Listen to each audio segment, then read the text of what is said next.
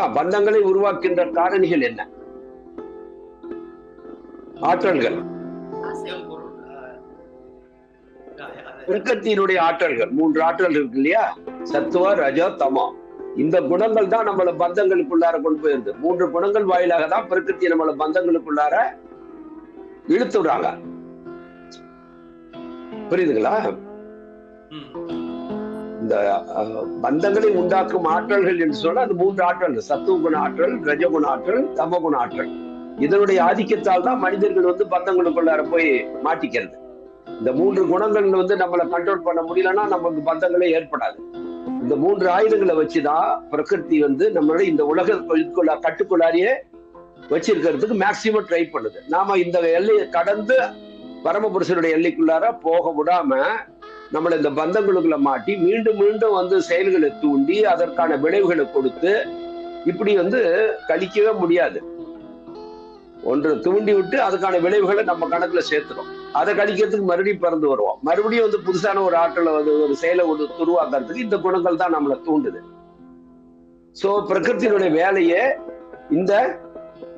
இந்த ஜீவன் வந்து இந்த பந்தங்கள்ல இருந்து விடுவிக்காம வச்சுக்கிறது வேலைதான் இந்த 3 ஆற்றல்களுடைய வேலை. இதுதான் இந்த மொத்த படைப்பினுடைய லீலையே, விளையாட்டே வந்து இதுதான். அவருடைய ஜீவாத்மனை வந்து பரமாத்மனாக இருக்கின்ற பொழுதும் சரி, அதாவது புருஷோத்தமனாக இருக்கும் போதும் அவரை வந்து இண்டிவிஜுவல் காஸ்மிக் மைண்டா இருக்கும் போதும் அந்த ஆற்றல்கள் தான் கட்டுப்பாட்டுல வைத்து அடுத்தடுத்த கட்டத்துக்கு போய் ஜட நிலைக்கே கொண்டு போய் தள்ளிடுறாங்க இல்லையா? எங்க இருந்து தொடங்கி? ஆகாயத்திலிருந்து தொடங்கி படைப்பு என்ற வட்டத்துக்குள்ள பாத்தீங்கன்னா ஆகாயத்திலிருந்து தொடங்கி அடுத்தது வந்து மண் என்று சொல்லக்கூடிய இந்த நிலத்தத்துவத்துக்கு வரையிலும் மெய்யுணர்வாக இருந்த அந்த அறிவாற்றலை மண்ணாக்கி கொண்டு வந்து நிறுத்தினது யாரு? பிரகிருத்தினுடைய 3 குணங்கள். இதுதான் படைப்பினுடைய முதல் இது இல்லையா? படைப்பினுடைய இது வந்து புறநோக்கிய வெளியில அவுட் சைடு, இது வந்து காஸ்மிக் மைண்ட் வந்து புறத்தை நோக்கி செல்லுகின்ற இயக்கம். அதை வந்து நம்ம சஞ்சாரா, படைப்பின் புறம் நோக்கிய பாதை படைப்பு. அதுக்கப்புறம் தான் மண்ணா நிலைக்கு போனதுக்கு அப்புறம் கல்லாகி இறுகிய தன்மையை வந்து அவருடைய புலன்களுக்கு எட்டாம, ஆகாயம் என்பதே புலனுக்கு எட்டுல, ஆகாயத்திற்கும் முந்தைய நிலையாகி இருந்த அவரை அந்த கான்சியஸ் தான் மனதினுடைய இதாதான் இருக்காரு. அவரு மைண்ட பார்க்க முடியாத ஒரு பொருளா இருந்தவரை படிப்படியா கடைசியில வந்து கண்ணுக்கு தெரியல இருக்கிறதுலயே 5 பஞ்சபூதங்கள்லயே அதிஜடமான வந்து நிலத்தத்துவத்துக்கு, சித்தி தத்துவம் என்று சொல்லக்கூடிய, நிலம் என்று சொல்லக்கூடிய கடின ஒரு பொருளாக மாற்றி அமைத்தது இந்த பிரகிருத்தினுடைய 3 குணங்கள் தானே அதுக்கு காரணம். அடுத்தது வந்து எண்ணில் அடங்காத பிரிவுகளா அவரே தன்னை பிரியும் போது யூனிட்ஸா மாறுறாரு. அனைத்து உயிர்களும் அனைத்து ஜீவன்களாக அவர் தான் மாற்றம் ஸ்பிரிட் ஆயிடுறாரு. ஒரே ஒற்றை பொருளா இருந்த அவரு துகள்களாக, இப்போ ஒரு பெரிய கடினமான ஒரு பொருளை வந்து அதை வந்து பலத்தினால ஓங்கி அதை அடிச்சிங்கன்னா அப்படி செதறி தூள் தூளாகி ஒண்ணு பெருசா இருக்கும், ஒண்ணு சின்னதா இருக்கும், ஒண்ணு வந்து துகளா இருக்கும், ஒண்ணு வந்து கண்ணுக்கு தெரியாத அளவுக்கு காற்றுல பறக்கக்கூடிய அளவுக்கு துகள்களா மாறும். உண்மையா பொய்யா? ஒரு ஹார்ட் மேட்டரை நீங்க வந்து ஒரு நீங்க வந்து அதை நொறுக்கக்கூடிய அளவுக்கு பலமான ஒன்றால் அதை வந்து நொறுக்குனீங்கன்னா அது என்னையா மாறும்? ஆமா, அதுல பெரிய துகள் இருக்கும், சின்ன துகள் இருக்கும், கண்ணுக்கு தெரியற அளவுக்காவது தெரியும். சிலது பூத கண்ணாடி பாக்குற அளவுக்கு துகளா இருக்கும், சிலது வந்து காத்துலயே பறந்து இதா போற அளவுக்கு வந்து அது அதி நுண்மையான பொருளாகவும் மாறாடும். கட்டாயமா மாறிதான் ஆகணும். அப்படிதான் அது ஜனநிலைக்கு வந்த அந்த கான்சியஸ்னஸ சிதறல்களாக வந்து பிரகிருத்தினுடைய மறுபடியும் அந்த பலத்தின் காரணமாக எந்த தத்துவத்தை பிரயோகப்படுத்துறாங்க இந்த இடத்துல? பிரகிருத்தினுடைய தமோ குண ஆற்றல். அதுதான் வந்து இது இந்த நிலை கொண்டு வந்தது. மேற்கொண்டும் அதை பலமாகும் போது ஒரு இறுகிய தன்மை ஆனதுக்கு அப்புறமும் அது மேல மறுபடியும் பலத்தாகுதுன்னா அடுத்தது நொறுங்கிதான் எப்பவும். சாதாரண ஒரு பிசிக்கல் சயின்ஸ் இது. அப்ப என்ன நடக்குது? துகள் துகளாக பெரிய துகள்களாக பெரிய பெரிய கிரகங்களாக பெரிய பெரிய நட்சத்திர கூட்டங்களாக, கண்ணுக்கே புலனுக்கே தெரியாத அளவுக்கு சிறு துகள்களாக உடைஞ்சி போனது எது? மண்ணா? எது உடைஞ்சது? யா சொல்லுங்க. எது மண்ணானது?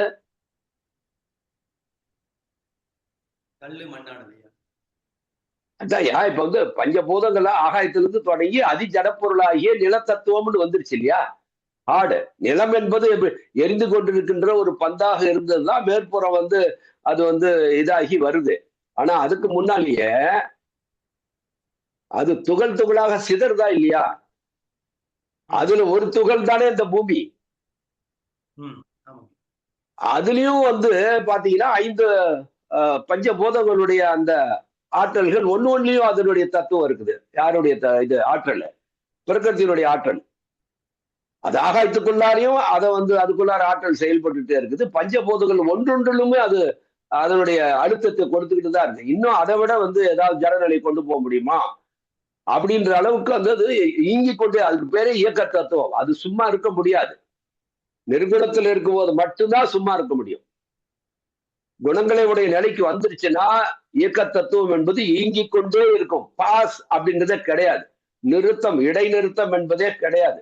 அப்ப தொடர்ந்து தன்னுடைய ஆதிக்கத்தை வந்து செலுத்திக்கிட்டா இருக்கும்போது அப்படிதான் இதாகி கடைசியில இந்த மண்ணுலகிலையும் வந்து இந்த எரிந்து கொண்டிருக்கின்ற பூமி மேலையும் பல்லாயிரக்கணக்கான கோடிக்கணக்கான ஆண்டுகளுக்கு மேல மறுபடியும் விண்கற்களோ அது இது ஒடிஞ்சு சிதறையே எரிந்து கொண்டிருக்கிற இந்த பூமியே வந்து மறுபடியும் துகள்களாக இதாகி அதுல அதிநுண்மையான துகள்கள் வந்து கடல் நீருக்குள்ளாரையும் அதில் இருக்கும்போது அந்த கண்ணுக்கு தெரியாத அந்த துகள்களாக இருப்பதுதான் அடுத்தது. அங்கிருந்து இந்த பஞ்சபூதங்களுடைய சேர்க்கை இருக்குது இல்லையா? தண்ணி இருக்குது, ஹீட் இருக்குது, எல்லாமே வந்துருச்சு.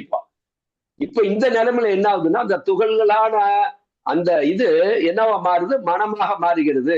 எப்படி மனமா மாறும்? மனம் என்பது எங்க இருந்து வந்துச்சு? பஞ்சபூதங்கள் வந்துச்சு. ஆனா மனம் என்பது எப்படி மாறுது? சொல்லுங்க போல. இதுக்கு நீங்க விட சொல்லிதான் ஆகணும். ஆன்மாவின் வெளித்தோற்றம் இல்லையா தீதி? ஆன்மா என்பது வேறு. நான் இங்க வந்து யூனிட் மைண்டா மாறுதுன்னு சொல்றேன். இதுதான் போன வகுப்பினுடைய சாராம்சமே. அதெல்லாம் அழகா வந்து அவங்களுக்கு எல்லாம் வரிசையா சொன்னேன்.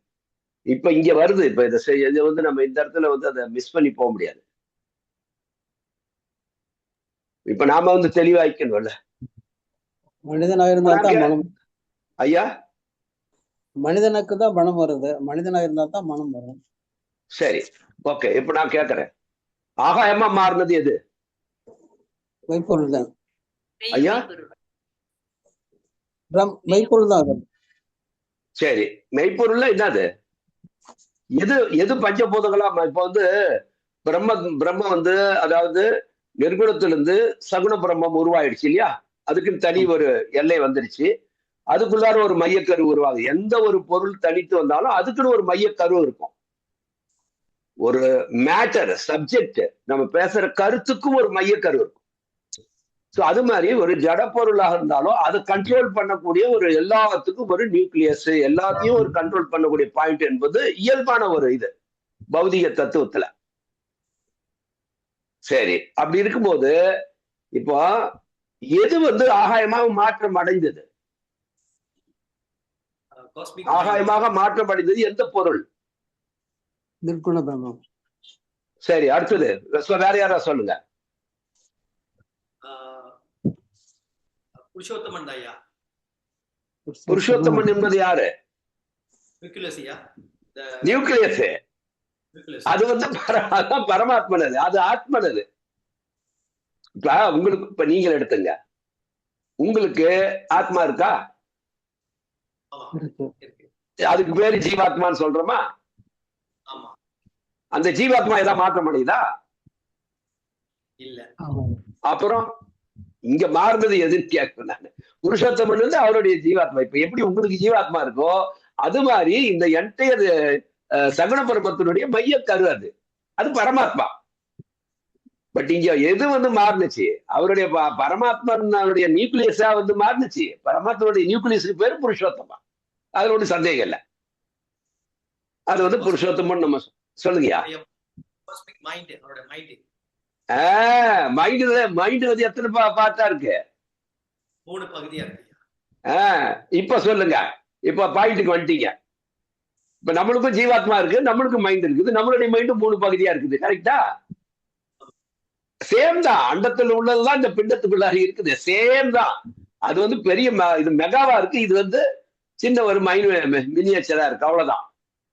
சோ இப்ப ஆகாயமா மாறினது மைண்டினுடைய 3 பகுதி சொல்லிட்டீங்க. ஓகே, முதல் பகுதி என்ன? எது முதல்ல உருவாகுது? மைண்ட். இப்ப புருஷோத்தமனுடைய மைய கரு ஆச்சு. இப்ப வந்து சைமல்டேனியஸா தான் ஆகும். அதாவது மைண்ட் ஃபார்ம் ஆகும் போதே நியூக்ளியஸ் அதோட ஃபார்ம் ஆயிடும். இது ரெண்டுமே வந்து ஒரே சமயத்துல உருவாகுதான். ஒரு பொருள் உருவானுச்சுன்னா, இப்போ வயிற்றுக்குள்ளார ஒரு கரு வந்து உருவாகுதுன்னா அந்த இதுக்கான ஒரு இது வந்து உருவாகிடும். கருமுட்டை என்பது வயிற்றுக்குள்ள உருவாகும் போதே உடனே அந்த இது ஜீவாத்மன் வந்து அதோடு இணைக்கப்படுகிறது. ஓகே, நம்ம அதுக்குள்ள டீட்டெயிலா போகணும், அது வேற ஒரு வகுப்பு. இப்போ மைய கருவாக இருப்பது அந்த, அதாவது நிர்குண பிரம்மத்தினுடைய ஒரு பகுதி வந்து ஆகும்போது அது தனி போர்ஷன் ஆயிடுறதுனால அதுக்கு ஒரு தனி நியூக்ளியஸ் மாதிரி வந்துருச்சு. அப்படி வந்ததுனால அந்த நியூக்ளியஸுக்கு பேரு புருஷோத்தமன் மையக்கரு. அவர் தான் பரமாத்மன் பேர் வச்சாச்சு. இப்ப அவருக்கு சகுன பிரம்மத்தினுடைய அந்த மைய கருவின் பெயர் புருஷோத்தமன். ஆனால் அது மாறும்போது அந்த நியூக்ளியஸ் ஃபார்ம் ஆகும் போது எப்ப ஸ்ட்ரக்சர் ஃபார்ம் ஆனாதான் நியூக்ளியஸ் ஃபார்ம் ஆகும். இப்ப மனம் என்ற ஒரு ஸ்ட்ரக்சர் அவருக்கு ஃபார்ம் ஆயிடுச்சு. கரெக்டா? பிரகிருத்தினுடைய 3 குணங்களை படிப்படியாக செலுத்தும் போது ஒவ்வொரு நிலை வருது. முதல்ல எந்த குணத்தை செலுத்தினாங்கன்னு பார்த்தோம். ஏற்கனவே கூட இதெல்லாம் பார்த்துட்டோம். பிரகிருதி முதல்ல தன்னுடைய 3 குணங்கள்ல எந்த குணத்தை வந்து பிரயோகப்படுத்துகின்ற பொழுது இந்த பிரிவு ஏற்படுகிறது. நிர்குணத்திலிருந்து ஒரு பகுதி பிரியுது,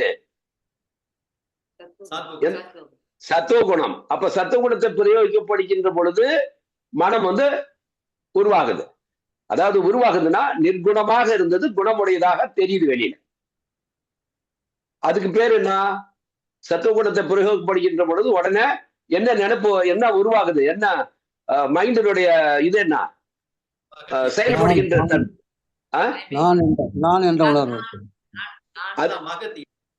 மகம்.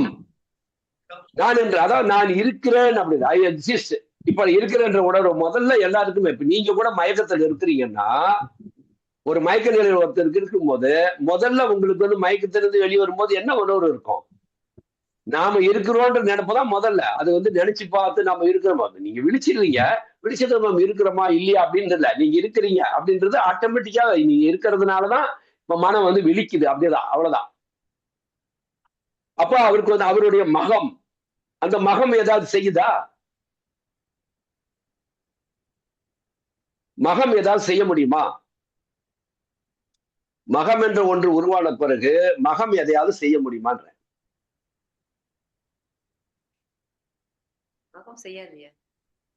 ஏன் செய்யாது? Correct answer, correct. ஏன் செய்யாது? ஏன்னா சொல்லுங்க. நான் இருக்கிறேன் என்ற உணர்வு மட்டும்தான் அதுக்கு இருக்கும். ஆமா ஆமா, நான் இருக்கிறேன்ற உணர்வு எந்த குணத்தால் வருவது? பிரகிருதி எந்த குணத்தை வந்து பயன்படுத்தலாம்னு கேட்டோம்ல, சத்துவ குணம் என்பது ஐ எக்ஸிஸ்ட்ன்றது மட்டும்தான் தர முடியும். ஏன்னா அது வந்து சாந்தமாகவும் அமைதியாகவும் ஒரு விழிப்பு நிலையில ஒரு டிரான்ஸ்குயில் அந்த மாதிரி ஒரு மன அமைதியான ஒரு நிலையில விழிப்பு நிலைக்கு கொண்டு வரும். அவ்வளவுதான் அதோட வேலை. சத்துவ குணத்தினுடைய வேலை வந்து நீங்க சாந்தமாகவும் அமைதியாகவும் எந்த ஒரு செயல்பட மாட்டீங்க, செயலுக்கு இறங்க மாட்டீங்க. ஆனா நீங்க இருக்கிறீங்க அப்படின்ற ஒரு உணர்வு இருக்கும். ரெண்டாவது அங்க அமைதியும் சாந்தமும் உடைய ஒரு பண்பை தரக்கூடியது மட்டும்தான் அது. ஆக்ஷன்ல இறங்குறதுக்கு, சுறுசுறுப்பா இயங்கக்கூடிய ஒரு நிலைக்கு வரணும்னா அடுத்து எந்த இதை வந்து பயன்படுத்துறாங்க அம்மா? ரஜோகுணம். ரஜோகுணத்தை. அப்ப ரஜோகுணத்தை பிரயோகப்படுத்துனதுக்கு அப்புறம் தான் இப்ப காஸ்மிக் மைண்டுக்கு புருஷோத்தமனுடைய மனம், புருஷோத்தமன் என்பது நியூக்ளியஸ், நல்லா மறந்துடாதீங்க. சோ அப்ப அவருடைய மனம் என்ன நினைக்குது? நான் இப்ப அடுத்தது என்ன செய்யணும்? கிரியேஷன். ஏன்னா கிரியேஷனுடைய இதுக்குதான் இப்ப தொடங்குது. இப்ப இந்த பிளானே வந்து கிரியேஷனை செய்யணும் அப்படின்றதுக்காக தான் இந்த பிளான் நடக்குது. பிரகிருத்தியும் புருஷாவும் சேர்ந்து இந்த ஒரு பிளேவை வந்து ஆரம்பிக்கிறாங்க. அப்போ அடுத்தது வந்து அந்த மாதிரி இருந்தா, ஏன்னா இயக்க தத்துவம் வந்து பிரகிருதி, மெய்யறிவாற்றலாக மட்டும்தான் புருஷன் இருக்காரு. எல்லாத்தையும் செய்வதற்கான பிளான், திட்டங்கள் எல்லாமே அறிவினால உருவாகும். ஆனா அத வந்து இந்த திட்டமிடுகின்ற அறிவை செயல்படுத்துகின்ற இது வந்து யார் கையில கொடுத்திருக்காரு? பிரகிருதி. பிரகிருதி கையில. அப்ப முதல்ல விழிக்க செய்கின்றாள், அவதான் விழிக்க செய்கின்றாள். அடுத்தது விழிப்பு, நான் இருக்கிறேன் என்ற அந்த மகத்தத்துவத்தை அவ அந்த மனதுக்குள் கொடுத்துட்டு புருஷோத்தமனுக்கு இப்ப அடுத்தது வந்து என்ன பண்றா, அடுத்த இதை வந்து பிரயோகப்படுத்த 2வது ஆயுதத்தை அதை பயன்படுத்தும் போதுதான் அடுத்தது வந்து நான் என்ன செய்யணும் அப்படின்றத திட்டமிடுதலே அங்கதான் ஆரம்பிக்குது. மகத்தத்துவத்துல இல்ல, சிந்திப்பது என்பது ஒரு செயல். அப்ப புருஷோத்தமன் வந்து என்ன செய்யணும்ன்றத அவரு பிளான் பண்றாரு. பிளான் பண்ணது அடுத்தது வந்து அதை செய்வதற்கான இதை வந்து அவர் முயற்சிக்கின்றாரு. அப்போ அந்த பிளான் பண்ணும்போது இப்ப அடுத்த இது வந்து என்ன பிரயோகப்படுத்துறாங்க? 3வது இருக்கக்கூடியது பிரகிருத்தினுடைய தமோ குணத்தை பண்ணும்போது என்ன நினைக்கிறீங்களோ அது உடனே உருவாகிடுது. அது கிடைச்சாதான், அது வரையிலும் கிரியேஷனே இல்லைங்க. நல்லா இந்த இடத்துல ஞாபகம் வச்சுங்க. அதுக்கு வரையிலும் தோற்றம் என்பது இல்ல, ஆகாயம் என்பதும் உருவாகல. எண்ணத்தில் மட்டும்தான் இருக்குது. என்ன செய்யணும் அப்படின்ற அந்த இயக்க தத்துவத்தினுடைய அந்த ரஜோகுணத்தை பிரயோகப்படுத்தின பிறகு புருஷோத்தமனுடைய நிலை என்னவா இருக்கு? இன்னும் தோற்றம் என்பது நிலைக்கே வரல. அதுக்கு ரொம்ப டைம் ஆச்சு. அதுக்கு எத்தனை கோடி ஆண்டுலாம் ஆச்சுன்னா நமக்கு தெரியாது. பட் லாங் பீரியட், ஒரு மாற்றத்துக்குமான பீரியட் என்பது ரொம்ப லாங் பீரியடா தான் இருக்கு. அப்போ இவர் என்னவா மாறணும் அப்படின்னு பிளான் பண்ணாரோ அந்த பிளானை வந்து எக்ஸிக்யூட் ஆகணும்னா அதுக்கு உருவம் கொடுக்கறதே பிரகிருதி தான். இவர் என்ன ஆகணும்னு நினைக்கிறாரு, உடனே அதை வந்து இதை வந்து பிரயோகப்படுத்தும் போது அது உருவமாக மாறுகிறது. அப்போ ஆகாயம் என்ற ஒன்று. இப்ப பாருங்க, இந்த இடத்துல மட்டுமே பாருங்க, புருஷோத்தமனாக வந்து மாறி, அதாவது சகுன பிரம்மமா மாறுது என்றா அவருக்கு நான் இருக்கின்ற இடம் வருத. இப்ப வந்து வெறும் மனதளவுலதான் இருக்கிறார். இன்னும் சித்தத்துக்கு தொடக்கம் வந்து ஆகாயம்ன்ற ஒரு தோடுகின்ற பொழுதுதான் சித்த பகுதியாக உருவாகுது. அதுவரை சித்தம் உருவாகல.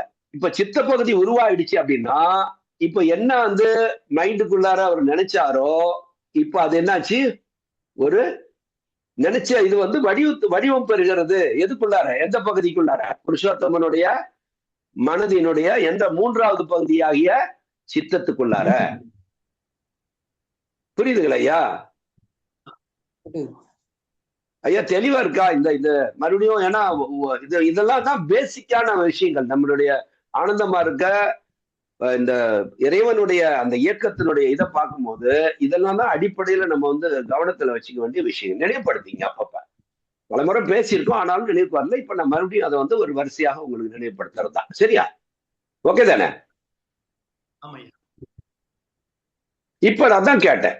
இப்ப அப்படியே ஆகாயம், அப்புறம் அப்படியே படிப்படியா ஒண்ணு வருதுன்னு வச்சுங்க. அதுக்கு நம்ம ரொம்ப டைம் எடுத்துக்கிட்ட அவசியம் இல்லை. ஆனா கடைசியில இருக்கிறதுலயே அதிஜடமான ஒரு நிலைக்கு கொண்டு வந்த போது இந்த நிலத்தத்துவம் எரிந்து கொண்டிருக்கின்ற பொழுது அது வாயுவாதான் எரிஞ்சுக்கிட்டு இருந்துச்சு இந்த பிரபஞ்சத்துல. அது எவ்வளவு பெரிய சைஸ் எரிஞ்சதுன்னு யாருக்கும் தெரியாது. ஏன்னா அந்த எரிந்து கொண்டிருக்கின்ற அந்த வாயு கோலம் தான் மீண்டும் அழுத்தத்தால வந்து வெடித்து சிதறு போடுதான் இந்த கேலக்சி எல்லாமே இந்த ஆகாயத்துக்குள்ளார பரவுது. அப்போ மொத்த இந்த கேலக்சி, எத்தனை கேலக்சி இருக்குன்னு இதுவரையும் யாருக்கும் தெரியாது. எத்தனை கேலக்சிக்குள்ளார எத்தனை சூரிய மண்டலங்கள் இருக்குன்னு யாராலையும் கண்டுபிடிக்க முடியாது. என்னைக்குமே கண்டுபிடிக்க முடியாது மனித அறிவை வச்சுக்கிட்டு. அடுத்தடுத்த நிலைக்கு போலாம் முடிய அதுக்கு ஒரு முடிவு என்பதை மனிதர்களால கொடுக்க முடியாது அந்த எல்லைக்கு.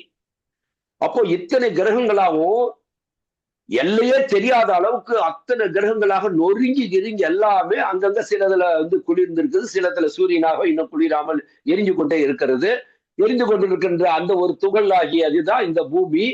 அந்த எரிஞ்சு கொண்டிருக்கிறது தான் கடைசியில வந்து கோடிக்கணக்கான மில்லியன்ஸ் ஆஃப் இயர்ஸ் வந்து சாதாரண மழை இல்லை. அது இமயமலை பெருசெல்லாம் வந்து வானத்திலிருந்து அப்படியே கீழே வரும்போது அது ஐஸ் மாதிரி உருவாகி பெரிய பெரிய ஐஸ் கட்டி மழை மாதிரி அப்போப்பட்ட பெருசு. நம்ம ஊர்ல எல்லாம் ஐஸ் கட்டி மழை பார்த்திருப்பீங்கல்ல, மழை பெய்யும்போது கட்டி கட்டியா விடும், பார்த்திருக்கீங்களா ஐயா? இங்க இல்லையா, ஆனா நான் கேள்விப்பட்டிருக்கேன். அப்படியா? கட்டி கட்டியா விடுவியா, அப்படியே மண்டையெல்லாம் நீ வெளியில போக முடியாது, உள்ள வந்துடணும். காருக்கு எல்லாம் கண்ணாடியெல்லாம் நொறுங்கிடும். ஐஸ் கட்டி மலை. ஆமா, அது மாதிரிதான்யா. அப்போ அந்த இதுல அந்த மாதிரி அதுவும் மில்லியன்ஸ் ஆஃப் இயர்ஸ் வந்து தொடர்ந்து அந்த எரிஞ்சு கொண்டிருக்கின்ற இந்த பூமி மேல அதெல்லாம் பெய்து இந்த எரிஞ்சு கொண்டிருக்கிற அந்த இது மேல வந்து இமயமலை போன்ற அளவுக்குலாம் சைஸ்ல ஐஸ் கட்டி மாதிரி அங்கிருந்து ஆகாயத்திலிருந்து வரும்போது கீழே அது மேல விழுந்து அது பள்ளமாகி அதுக்குள்ள வந்து எல்லாம் ஐஸ் கட்டி நிறைஞ்சு அது வெப்பத்துல உருகி அப்படிதான் வந்து ஒரு கிண்ண மாதிரி பண்ணிடுச்சு. இந்த எரிஞ்சு கொண்டிருக்கின்ற அந்த பால் மாதிரி இருந்ததுல அப்படி கிண்ண மாதிரி பண்ணி அது வந்து தண்ணி ஃபுல்லா ஒரு கிண்ணத்துல தண்ணி ஊத்துன மாதிரி இந்த பூமி பண்ணிடுச்சு. அப்படிதான் நடந்தது. அதுக்கப்புறம் வந்து மறுபடியும் அந்த அழுத்தமும் உள்ள எரிஞ்சுட்டு இருந்த நெருப்பினுடைய அந்த இதுவும் 2 ப்ரெஷர்லீஸ் தாங்க முடியாம உள்ள இருந்து வெட்டிச்சு வெளியில வரும்போதுதான் இந்த பந்து மாதிரி இந்த கிண்ண மாதிரி இருந்த அந்த எட்ஜஸ் எல்லாமே தூள் தூளா அது நொறுங்கி போய் இங்கேயும் அங்கேயும் அந்த தண்ணிக்குள்ளார அது துண்டு துண்டா மிதக்கிறது தான் இப்ப நீங்க இருக்கிற இந்த கான்டினென்ட்ஸ் எல்லாம். அந்த ஐஸ் கட்டி எவ்வளவு தூரம் தாக்கி இருக்குயா, அவ்வளவு ஆழத்துக்கு. அது பயங்கரமா தான். இப்ப இமயமலை சைஸ் வானத்துல இருந்து கீழே ஒண்ணு விழுவுதுன்னா அது என்ன சும்மாயா? அப்ப எவ்வளவு பள்ளத்தை உருவாகி இருக்கும் அதுல. அந்த மாதிரி பள்ளத்துல உருவாகி வந்து அதான் பாபா சொல்றாருல, அந்த மாதிரி வெடிச்சு அந்த வந்து பிரிஞ்சு போனதுதான். உள்ள இருந்து மேல வருது, மேல வந்து ஓரமா அந்த கிண்ண மாதிரி இருந்த அந்த பகுதிகள் வந்து பாதி கடலுக்குள்ள போகுது, கடலுக்குள்ள இருந்த பகுதி மறுபடியும் முட்டிக்கிட்டு மேல வருது. ஏன்னா கீழே இருந்து வெட்டிக்குது, எரிமலை வெட்டிக்கிற மாதிரி வெடிச்சு வருது. அப்படி அந்த தண்ணீர் பகுதிக்குள்ளார மூழ்கி இருந்த பகுதி தான் இன்னைக்கு வந்து மேல முட்டிக்கிட்டு வந்ததுதான் இமயமலைன்னு சொல்றாரு பாபா. இந்த நிலைமைக்கு அப்புறம் தான் அந்த இமயமலை உருவாது. இன்னைக்கும் வந்து இமயமலையுடைய உயரமான பகுதியில் கடல்வாழ் உயிரினங்களுடைய ஃபாசில்ஸ் அதெல்லாம் கண்டுபிடிச்சிருக்காங்க. ஒரு இமயமலைக்கு மேல வந்து கடல் வாழக்கூடிய பெரிய பெரிய விலங்குகளுடைய அந்த ஃபாசில் எல்லாம் கிடைச்சிருக்குது. அப்படின்னா அது எப்படி வந்து இமயமலை மலைன்னா போயா வந்து அங்க வாழ்ந்து அழிஞ்சா போனது? இதுதான் இது வந்து விஞ்ஞான பூர்வமாகவே வந்து இப்படித்தான் வந்து மலைகள் இதெல்லாம் வந்து சமமான இது பள்ளமா இருந்த ஒன்று எப்படி மலைகளாவும் மேடா வந்ததும் போது இதெல்லாம் நம்ம இதுலயே வந்துருது. வீடியோஸ் எல்லாம் நிறைய, இப்ப சயின்ஸ் வீடியோஸ் எல்லாம் நிறைய வந்துருது. ஓகே, இப்ப நான் என்ன கேட்டவனே, ஏன்னா இந்த கேள்வி வந்து ரொம்ப ரொம்ப முக்கியம். இப்ப ஆகாயமா மாறினது எது? மனம், புருஷோத்தமுடைய மனம். புருஷோத்தமுடைய மனம். அந்த மைண்ட் வந்து உருவத்தோட இருந்துச்சா? அதுக்கு உருவமுடைய ஒரு பொருளா இருந்துச்சு? இல்ல, உருவம் இல்ல. அப்ப உருவம் இல்லாத ஒரு வஸ்துவாக இருந்த அவரு இப்ப கண்ணுக்கு, நம்மளுடைய கண்ணுக்கும் புலன்களுக்கும் அது தெரியலன்னாலும், ஆனா டெஃபினட்டா அது ஒரு ஜடப்பொருள். அது அதாவது அவருடைய மைண்டினுடைய அந்த நுண்மைத்தன்மையை விட ஒரு ஜடமுடைய ஒரு பொருளாக மாற்றம் அடையுதா இல்லையா? மாற்றம் அடைஞ்சது அவருடைய மைண்டினுடைய அந்த ஒரு பகுதி. அதுக்கு பேர் தான் சித்தம். அவருடைய சித்த பகுதி தான் ஜடமா மாறிடுச்சு. அடுத்தது அந்த ஆகாயத்திலிருந்து எதோ அது என்ன இருந்துச்சுன்னு ஆகாயமா தெரியல, அதுக்குள்ள என்ன இருந்தது அது வந்து அடுத்தது வந்து வாயு கோலமா மாறிடுச்சு. எந்த மூலப்பொருள் எங்க இருந்து வந்துச்சுன்னா ஆகாயம் ஒன்றுதான் இருந்துச்சு. அந்த ஆகாயத்து என்றது முதல்ல பிளான் பாருங்க, என்ன சூப்பர் பிளான். அது எதுக்குன்னா அடுத்தது ஆகாயத்திலிருந்து ஒண்ணு வரும், அடுத்த ஸ்டேஜுக்கு நான் மாறுவேன், அது வாயுக்களாக மாறும், அதுவும் கண்ணுக்கு தெரியாது. ஆனா வாயுக்கள் ஃபுல்லாம வாயுக்கள் வந்து நிரம்பியான ஒரு பகுதியா இருக்கும். அதுல இருந்து ஒரு பகுதி, அந்த வாயுக்கள்ல பல்வேறு நிலைகளுடைய பல்வேறு தன்மைகளுடைய வாயுகளா மாறும். அது ஒரு வாயு இன்னொரு வாயு மாறினா தண்ணியா மாறும், ஒரு வாயு இன்னொரு வாயு மாறினா நெருப்பு பிடிச்சி எரியும். என்ன பிளான் இது? யார் பிளான் பண்ணது ஐயா? யார் பிளான் பண்ணது? கண்ணுக்கு தெரியாம இருந்த மைண்டு அடுத்தது அறிவார ஒத்துக்கொள்ளக்கூடிய ஆகாயமா வருது. அந்த ஆகாயத்துக்குள்ளதான் இந்த கோள்களும் கிரகங்களும் இந்த எல்லை தெரியாத கேலக்சியும் அதுவும் பால்வெளி தோற்றங்கள் அத்தனையும் வந்து அப்படியே மிதந்துகிட்டு இருக்குது கீழே விடாம. யார் இதெல்லாம் தாங்கி பிடிச்சிட்டு இருக்கிறீங்க? எந்த ஆற்றல் அது எல்லாத்தையும் கீழே ஒன்னோட ஒண்ணு கீழே அந்த காலத்து ஆரம்பத்துல ஒன்னோட ஒண்ணு மோதிக்கிட்டு இருக்கிற மாதிரி உருவாக்கி ஒரு கட்டத்துல வந்து கரெக்டா அது இந்த தனித்தனியான ஜீவன்களா மாறணுன்ற பிளான் இருந்ததுனால அதுக்கான எல்லா பிளானும் செட் பண்ணிட்டு அப்படியே ஒரு இயக்கமாக எல்லாம் சுழன்று வருகின்ற மாதிரி அதுக்கப்புறம் ஒன்னோட ஒண்ணு மோதிக்க முடியாது. ரொம்ப வருஷங்களுக்கு அப்புறம், கோடிக்கணக்கான ஆண்டுகளுக்கு அப்புறம் எங்கேயோ இருந்து ஏதோ ஒரு இது வந்து ஏதோ ஒரு கிரகத்து மேல வந்து விழும் அப்படின்ற மாதிரிதான் இருக்கு. அது அழியக்கூடிய நிலைமை இருந்தால் அப்படி ஒண்ணு நடக்கும். அதுவும் அவருடைய பிளான் தான். ஆனா இப்போ நம்ம வந்து அதிநுண்மையான பொருளாக இருந்த அவருடைய மனமானது ஆகாயமா மாறியது. மனம் ஆகாயத்திலிருந்து அந்த ஆகாயத்தினுடைய ஒரு பகுதி வாயுக்களா மாறி இருக்குது. இன்னமும் நடந்துகிட்டே தான், நான் ஸ்டாப் தான் அது. இன்னமும் ஆகாயங்களுக்குள்ளார அந்த வாயுக்களுடைய இது வந்து மோதல்கள் இது வந்து உருவாக்கிட்டே தான் இருக்குது. அப்போ அந்த வாயுக்கள் தான் வந்து இன்னமும் எரிந்து கொண்டிருக்கின்ற கோலங்களை வந்து அப்படியே பாதுகாத்து எரிய வச்சுக்கிட்டே இருக்குது. அடுத்தது அந்த வாயுக்களே ஒன்றோடு ஒன்று உருவாகி அவ்வளவு பெரிய இது வான வெளியில என்னவா மாறுது? நெருப்பாவும் ஒரு பக்கத்தில் எரியுது. வேறு சில தண்ணீருடைய மூலக்கூறு என்னையா? வாட்டர் மாலிகூல்ஸுடைய இது ஹைட்ரஜனும் ஆக்சிஜனும் தானே இல்லையா? ஹைட்ரஜனும் ஆக்சிஜனும் தானே. அது ஒரு ப்ரொபோர்ஷன். அந்த ப்ரொபோர்ஷன் சேர்ந்தா அது வாட்டர் மாலிகுலா மாறுது. அதே வாட்டர் மாலிகுல ஒரு பர்சன்டேஜ்ல ஐஸ் கட்டியா மாறுது. உண்மையா பொய்யா? இதெல்லாம் இந்த பிரபஞ்சத்தினுடைய இதுபடிதானே நடக்குது எல்லாமே. அப்போ இந்த மாற்றங்கள் எல்லாமே அவ்வளவு பெரிய பெரிய செதறி போன எல்லாமே ஒரு காலகட்டத்தில் இங்கே நடந்துட்டு இருக்கும்போது பனிக்கட்டியா சிலது மாறுது. அந்த பனிக்கட்டி மாதிரி எரிஞ்ச மலைகளும் பெரிய பெரிய அந்த இதெல்லாம் எரிஞ்சு கொண்டிருக்கிற கோலத்து மேல விழுவும் போது அது மேல தாக்குதல் ஏற்படுத்தி ஒரு அழுத்தத்தை ஏற்படுத்தி அதை வெடிக்க வச்சு சிதற வச்சு சோ இப்படி எல்லாம் தான் இந்த இது நடந்தது எல்லாமே. ஆனாலும் அது எத்தனை பகுதிகளாக மாற்றம் அடைஞ்சாலும் நீராக மாறுது. மறுபடியும் நீராக மாறுது. எரிந்து கொண்டிருக்கிற குளம் மேல நீர்கள் வந்து அப்படியே மில்லியன்ஸ் ஆஃப் இயர்ஸ் வந்து நீர் வந்து அது மேல தங்க தங்க தங்க தேங்கி நின்று கடைசியில மேற்பரப்பு வந்து எரிஞ்சு கொண்டிருக்க பகுதி வந்து குளிர்ந்து அடைஞ்சு அதுல இருந்து அந்த ஈரத்துல இருந்து அடுத்தது வந்து பாசி போன்ற ஒரு தாவர இனம் வந்து உருவாகுது. அதுல இருந்து பாத்தீங்கன்னா ஒரு செல் உயிரினங்களாக அடுத்தது உருவாகுது. இதெல்லாம் வந்து பரிணாமத்துல வந்து இதெல்லாம் அறிவியல் வந்து ப்ரூவ் பண்ண விஷயங்கள் எல்லாம். இதுல இருந்து யாரும் வந்து மறுக்கவும் முடியாது. அதெல்லாம் நான் ஏத்துக்க மாட்டேன்னா போங்க, அவ்வளவுதான். இல்ல கடவுள் நேரடியா தான் ஆகாயத்திலிருந்து குதிச்சாரு, அப்படியே வந்து அங்கிருந்து ஒரு நட்சத்திரம் வந்து கீழே விழுந்தது, உடனே அது மனுஷனா வந்துச்சு, களிமண்ணை வச்சு இப்படி பண்ணாரு, உடனே ஆதாமையாவா ஆணும் பொண்ணு உருவானாங்க. இதெல்லாம் வந்து இந்த அறிவியலினுடைய யுகங்கள்ல இதெல்லாம் வந்து ஏற்றுக்கொள்ள முடியாது. ஏன்னா ஒண்ணுக்கும் அவங்க வந்து அப்படியே ட்ரேஸ் வச்சிருக்காங்க. எந்த உயிரினத்துல இருந்து எந்த காலகட்டத்துல அடுத்த உயிரினமாக அது மாற்றம் அடைஞ்சது என்பது உண்மையா பொய்யா? இப்ப என்னுடைய கேள்வி மறுபடியும் திரும்பவும் அதேதான். இப்ப வந்து 5வது பூதமாகி நிலத்தத்துவம் மாறினது எது? மனம்தான். மனம்தான். அந்த மனதனுடைய தன்மை என்ன? புலனுக்கு தெரியாத மாய வடிவத்துல, வடிவம் இல்லாத உருவம் இல்லாத அதிநுண்மையான ஒரு பொருள் தானே மனம். அதுதான் இன்னைக்கு என்னவா இருக்குது? அதிஜடமான ஒரு நிலைக்கு இருக்குது. மறுபடியும் அதே அதிஜடமான பொருளை துகள்களாகவும் புலன்களுக்கே தெரியாத அளவுக்கு துகள்களா மாறினா அது என்னவா மாறும்? திரும்ப ரிவர்ஸ்ல திரும்ப நுண்மையா போகையா? அதுதானே.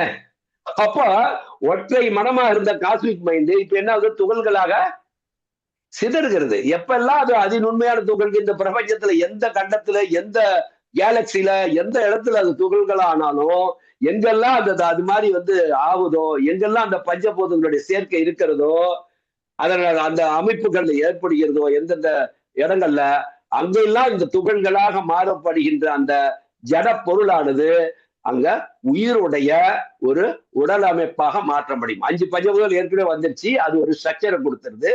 அடுத்தது அந்த மைண்ட் என்பது அந்த அதிநுண்மையாக நுறுக்கப்பட்ட அந்த ஜடப்பொருளுடைய இதுதான் மறுபடியும் மீண்டும் வந்து மனம் என்பது வெளியே வருது.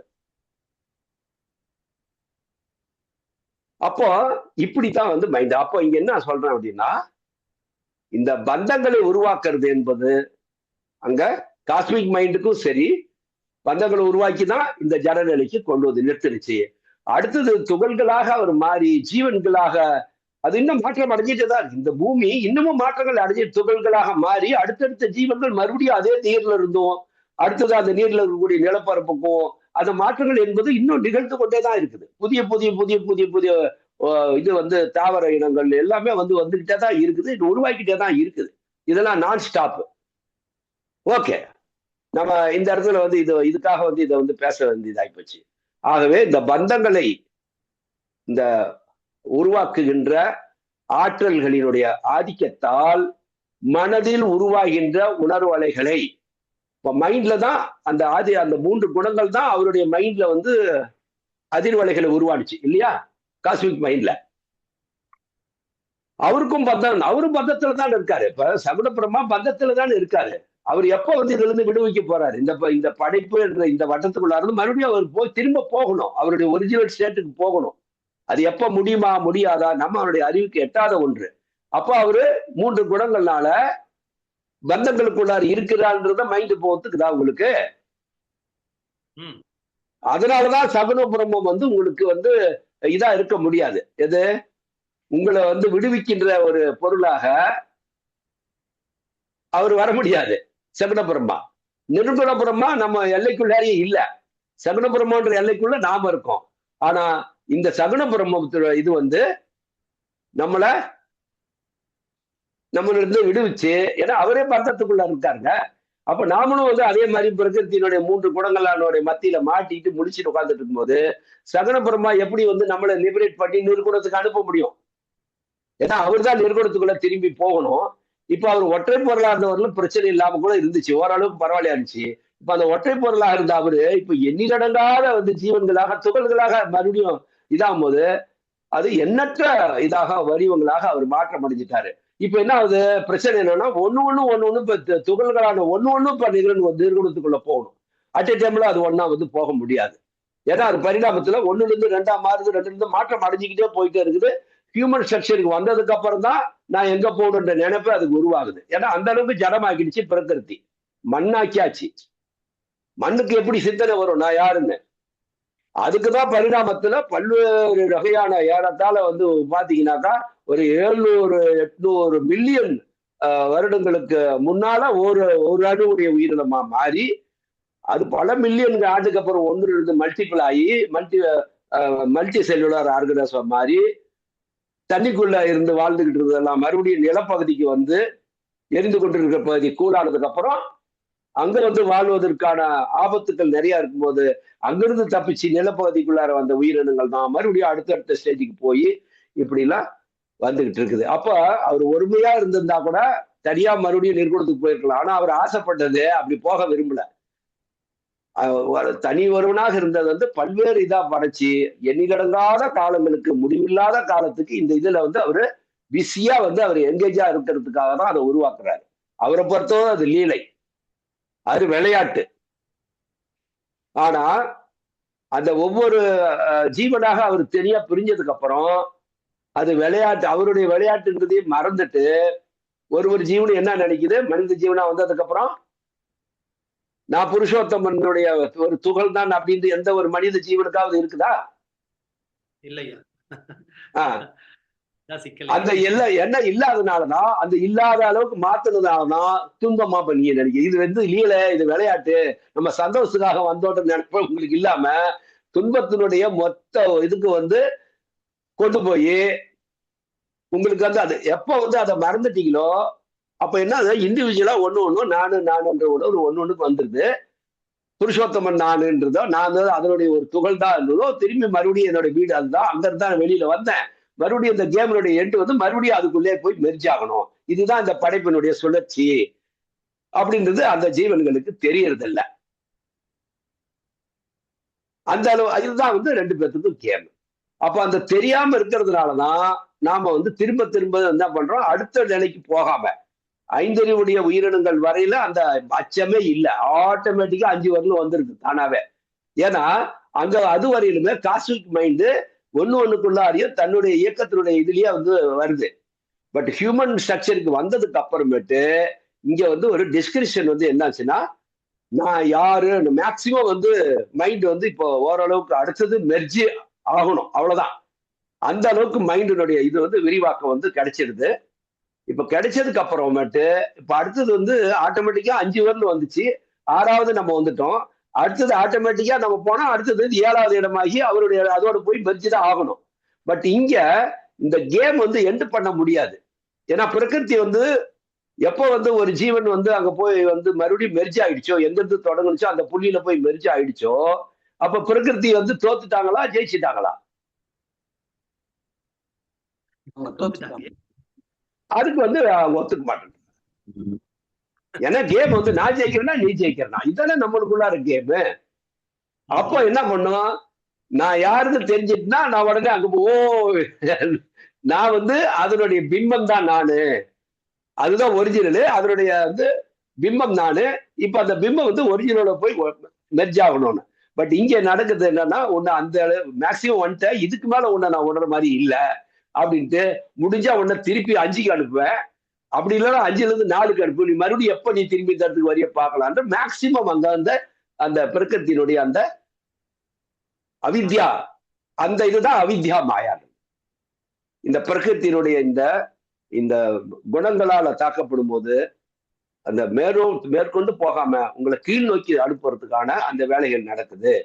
ஆனா இருந்தாலும் உள்ள இருக்கிறது யாரு? புருஷோத்தமனுடைய அந்த இதுதானே, பிம்பம் தானே.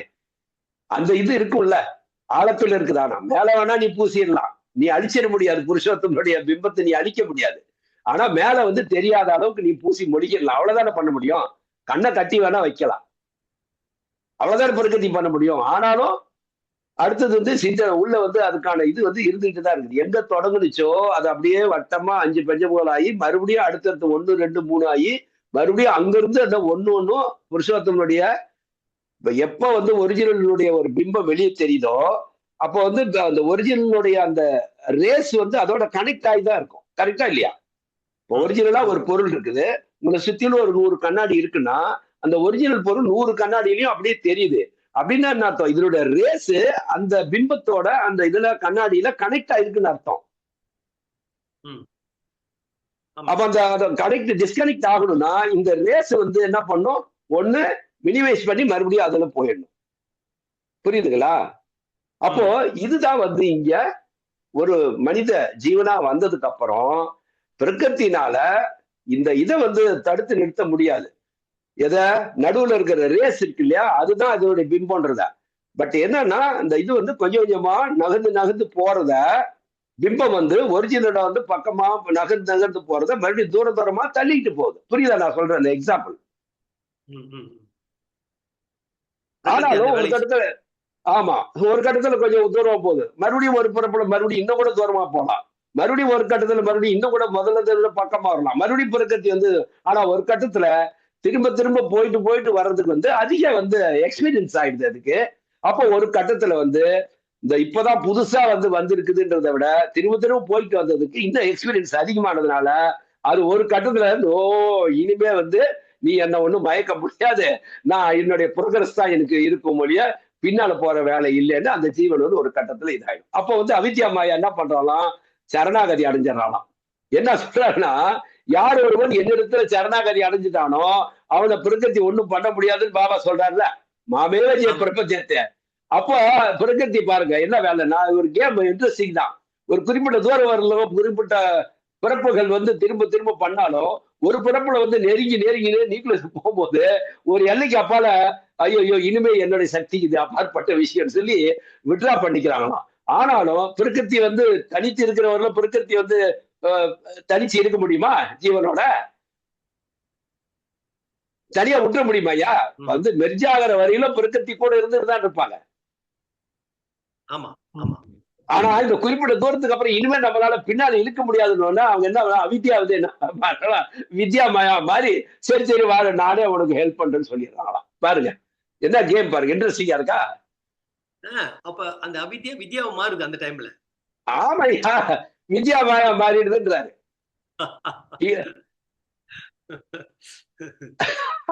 சோ இது எவ்வளவு இன்ட்ரெஸ்டிங்கான ஒரு இது பாருங்க. அவருடைய திருவிளையாடல் வந்து இதுதான் நடக்குதுங்க.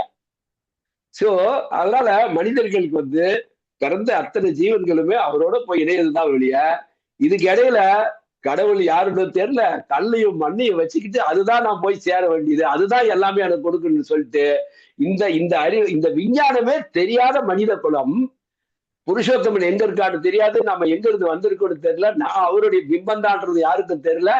ஆனா 5 எந்த ஓரறிவுடைய தாவரம் கூட உருவாகாம இருந்த அந்த மண்ணுல இருந்து எடுத்துக்கிட்டு உலோகத்தையும் மரத்தையும் எல்லாத்தையும் எடுத்துக்கிட்டு அதை இவனா வடிவெடுத்துக்கிட்டு இதுதான் எல்லாமே வல்லது, எல்லாமே தர வல்லது.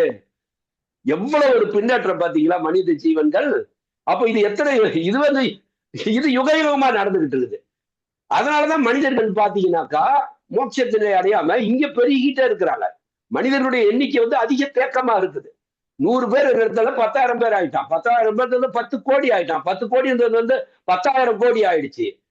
10,000 கோடின்றது 10,000 மில்லியன்ஸ் மனிதர்கள் இந்த பூமியில மறுபடியும் தேங்கி நிக்கிறதுக்கான காரணம் அடுத்த நிலைக்கு போகாமன்னா காரணம் இவங்க எல்லாரும் எங்க போயிட்டு இருக்காங்க, பிரகிருதி எல்லாத்தையும் பின்னால தள்ளிட்டே இருக்கு. நான் சொல்றேன் அந்த பாயிண்ட் புரியுதுங்களா ஐயா? இதுதான் இந்த உலக மனிதர்களுடைய நிலைமை.